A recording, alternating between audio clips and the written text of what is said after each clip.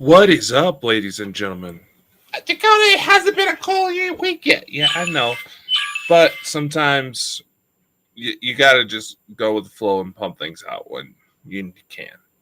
Because sometimes life gets hectic. And I'm expecting life to get hectic.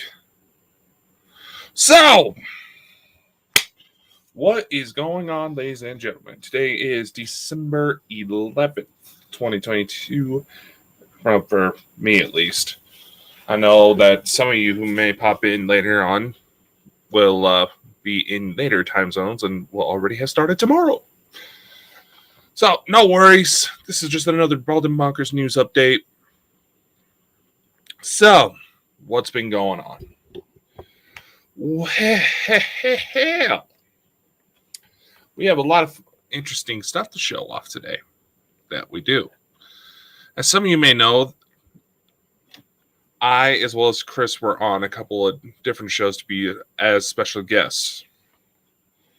One of which is with our honestly, our good friends, Brian and Lex with Lens. If you want to check out the interview, the link should be in the description below.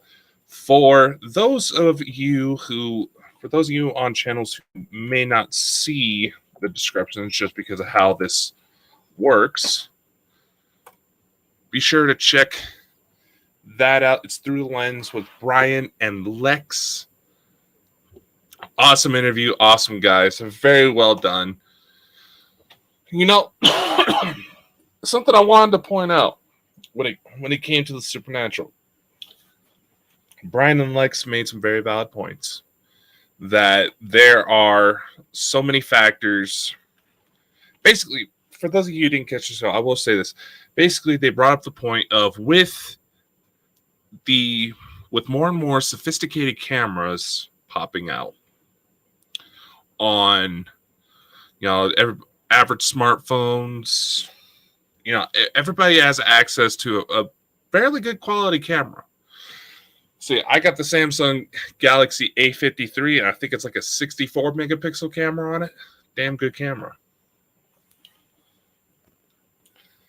And we got into the subject of why UFOs, Bigfoot, and all that are so damn hard to catch a decent picture.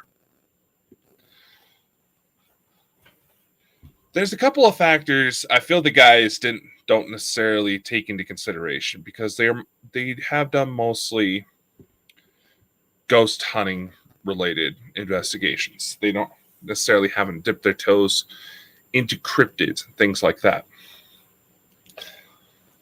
One point I made on the show, and it's something I stick with my guns, is that when it comes to cryptozoology, you have got to stop thinking it's just going to be some mystical fairy-like creature that's going to pop out in the woods and that's going to be the end of it.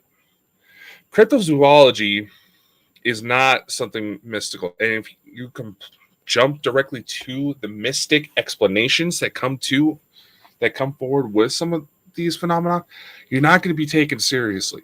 Cryptozoology, the meaning of what it is right there in the name. Crypto, which is meaning hidden. Zoology, study of animals. Cryptozoology, study of hidden animals. You got to realize there's animals like the platypus, who was once considered a cryptid. The orangutan. The orangutan used to be called red man of the forest. Giant squid. The okapi is a very excellent example. The platypus, they thought it was a taxidermist sick joke.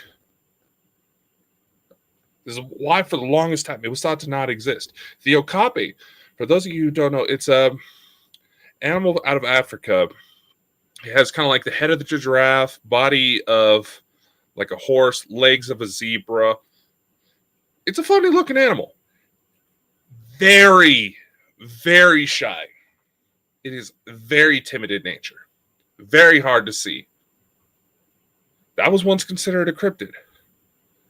Because that sounds funny. Say the topic of unicorns. I'm sorry, ladies and gentlemen.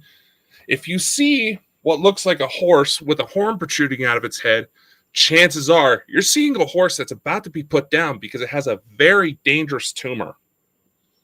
Same thing with the jackalope. If you see what looks like a rabbit with antlers, you're more than likely seeing a very sick animal. And see, when you're out in the wilderness trying to photograph these things, they're not going to stay still.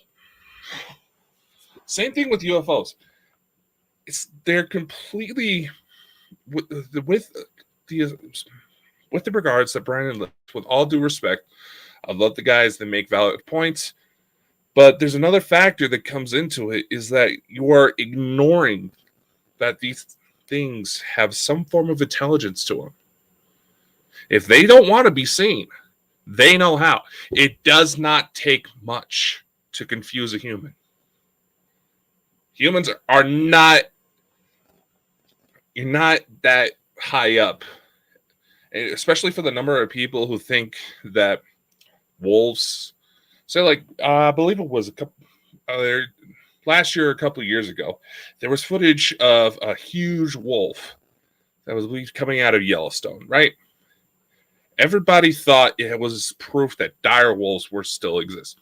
Maybe that is the case. However, wolves are usually not the same size as like common household German shepherds. They can get fucking massive. Which honestly, when it comes to cryptids by itself, that just goes to show how many people just don't go outside. Go to the zoo. If you want to get into the subject of cryptids, it's a fascinating subject. There's been several animals over history that have been proven to be real, that were once considered cryptids. It happens. And who knows? Maybe you'll find something that has never been discovered before. It's happened. It's rare.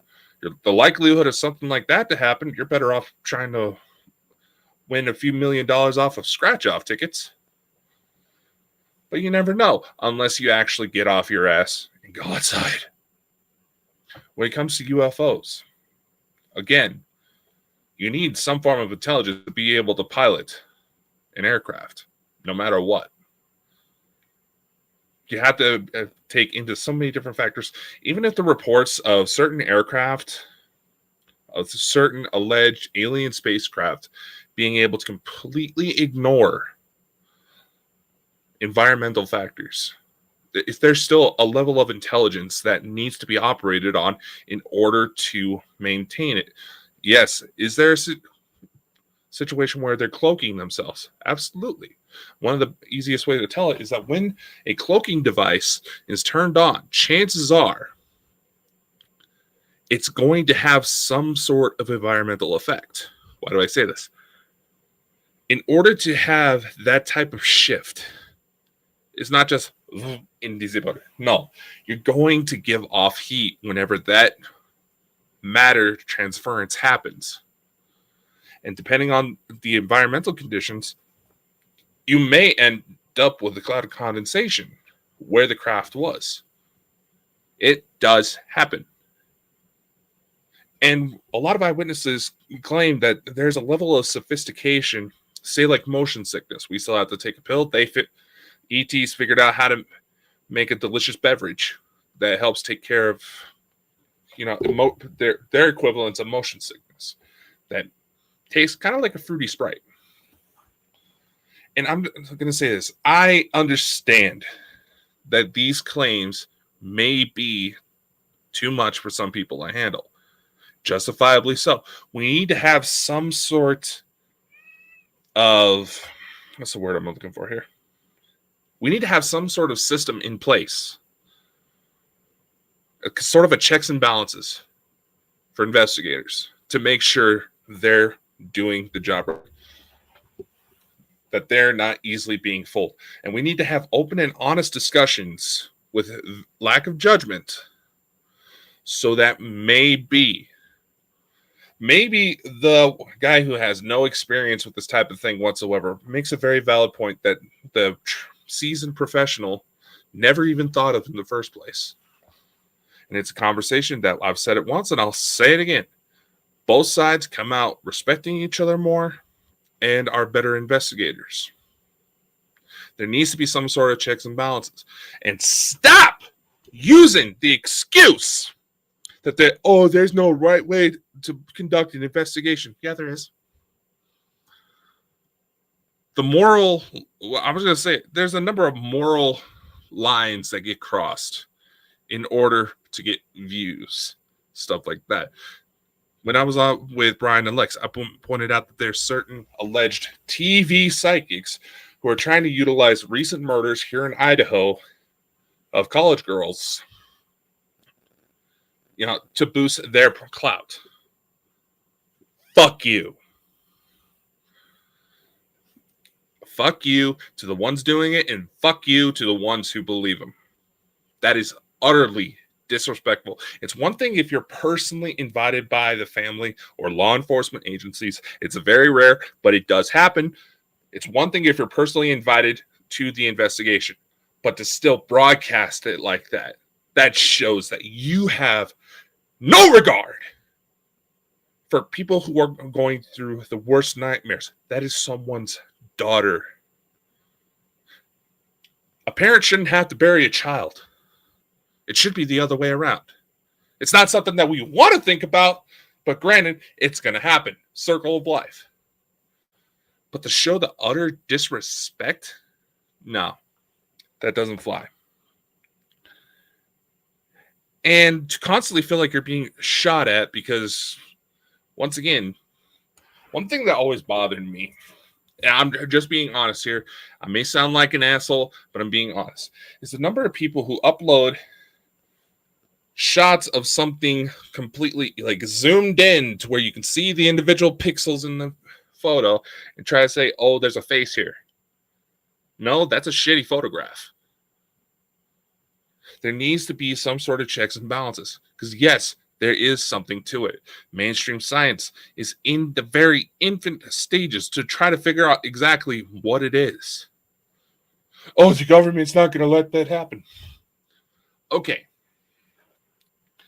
Here's the thing. For those of you who constantly toss the line that the governments are covering up, yeah, there is active cover-ups. I'm not denying that. It seems like damn near every conspiracy theory lately is coming true, ain't it? Every conspiracy theory out there is being proven. And I've noticed something that's caught my eye that I think, would be very interesting to see in progress. So you know how, say like with government documents, you see all these blacked out spaces. Artificial intelligence programs have become so sophisticated, they can tell what's being blacked out. So can you imagine what is going to be revealed? As those programs get better and better, the more you feed into artificial intelligence programs, the better, more they learn, the better they get, almost overnight. See, what was that movie? I can't forget. They built a robot, and the guy said in order to create realistic facial expressions for this robot, he hacked into all the technology databases that gathered facial recognition software and put it in. Does this stuff exist? Yes. How the fuck do you think the TikTok filters work? Why do you think that so many governments around the world were concerned about having their government employees on social media platforms? This stuff does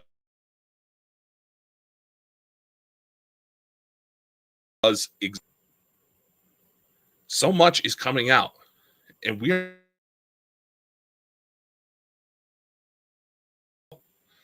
But nevertheless, I've always said that I follow the school of thought. Extraordinary claims need extraordinary evidence. I've been reading a book by Michael Salla. It's one of his first ones talking about the Galactic Federation. Michael Salla is a dear friend and mentor to Elena Denon, so I trust her. So if she trusts him, I trust him. Okay. He offers up another perspective.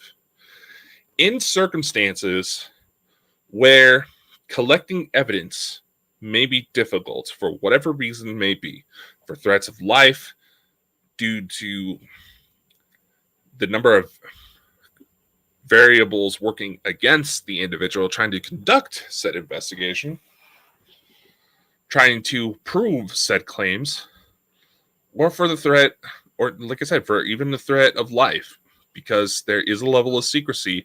There is a number of people who have died because they have tried to release this information.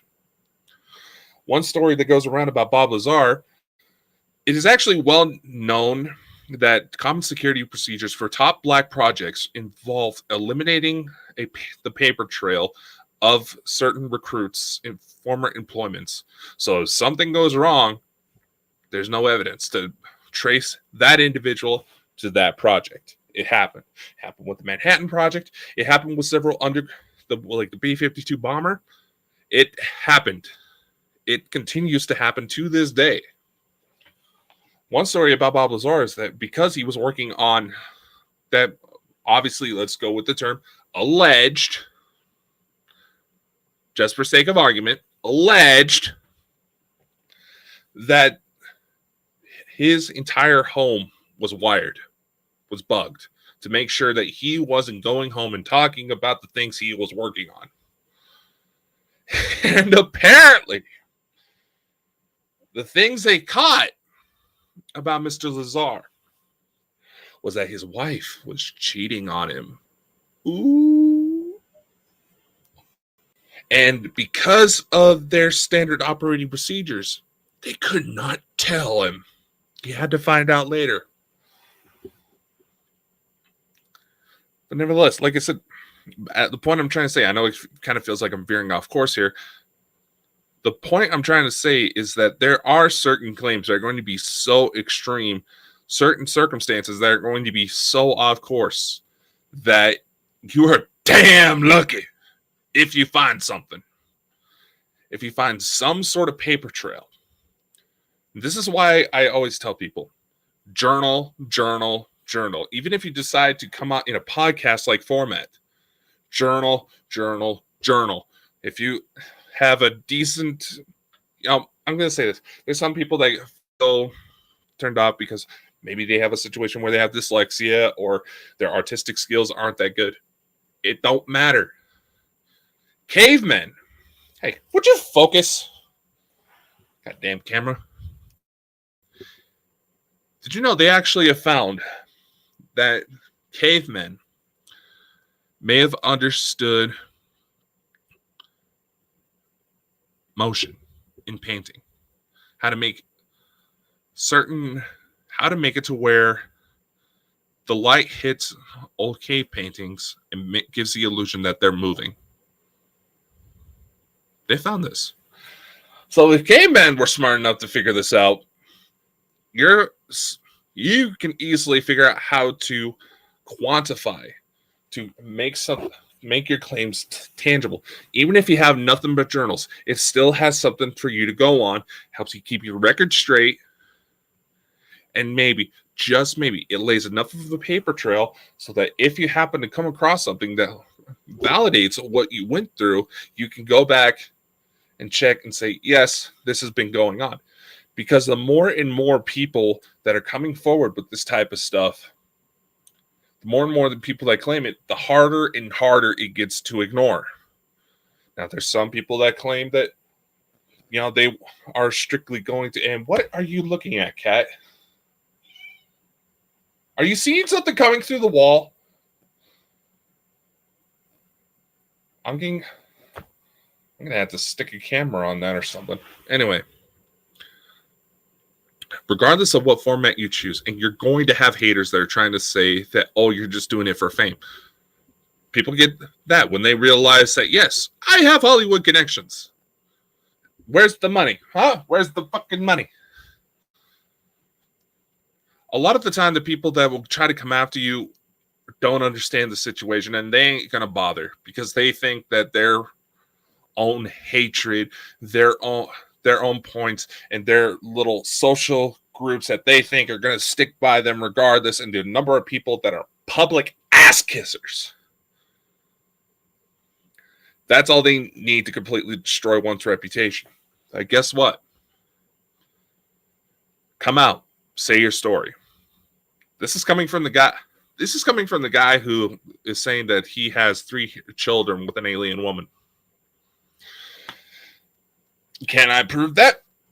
Not yet. But what I can prove is that there has been aircraft above my house. What I can prove was that with certain individuals that I've interacted with when under these abduction scenarios, I'm able to recall information that I should not be able to know unless I was intimately familiar with the individual. That in itself says something. And that's a pretty bold claim. But something I was trying to say with Brian and Lex, there's certain information that when you come forward, it's going to cause some mental damage. In fact, it is said that some sources have actually claimed that the reason why there's hesitation for a full-on UFO disclosure, that we are not alone in the universe, is because they're afraid that the number of people who cling on to their preconceived notions about the world, whether it's religion, paranormal, their social upbringings, even mainstream science, the number of people who have developed almost an addiction to their belief systems, it may be concern for mass suicide. Look what happened back in 2012. For those of you who think that's kind of an extreme example, look what happened in December of 2012. Look what happened. NASA was having to come out and say, no, the world's not going to end because of the number of phone calls they were getting from concerned individuals who were talking about ending themselves, going out on their own terms. A lot of people, another thing that comes up when you're dealing with this type of subject is that not a lot of people are taking into consideration the lengths one may have to go in order to prove something exists. If a UFO is real, weren't real, why is it that pilots who have gone to chase these things come back with burns? Like they've been exposed to severe amounts of radiation. If Bigfoot didn't exist, or some sort of creature out there that matches a description, why has the tale lived on for so long? Hell, here's an example that I constantly gun down. Loch Ness. The size of the loch in itself boggles the imagination. The conditions are right. There's a number of wildlife there. If there was not something, keyword, something in Loch Ness, why have Nessie sightings still continued, even though it's practically debunked by now? That, yes, there is a quote-unquote monster in Loch Ness. It's just a really big motherfucking eel. Nevertheless, it still is important for your story to be shared. And it doesn't even have to involve paranormal. Situations of domestic violence, overcoming drug use, overcoming shyness and anxiety to come out on a podcast platform. This is a very interesting segue to announce that, yes, some new services are available up on baldandbonkers.net. Check it out. We have logo design, intro design, as well as a few other things. We're also going to be offering up courses here soon. The first one is going to be how to basically low-cost solutions to maximize your reach with podcasting. Basically offering up enough tools to where anybody can have reach. Basically, when I got my start officially, I was still in high school. So obviously funding resources are minimal. So that I've tried to keep that mentality when putting this stuff together. Keep the solutions low cost but still effective. And I will say this, if you do take on a podcasting platform and you decided to ask people on as a guest, for the love of God, let the guest fucking talk. Because if you want to take this into something to where you get into more public eye, talk to, higher profile guests, they watch your stuff. You don't realize the number of eyes on you.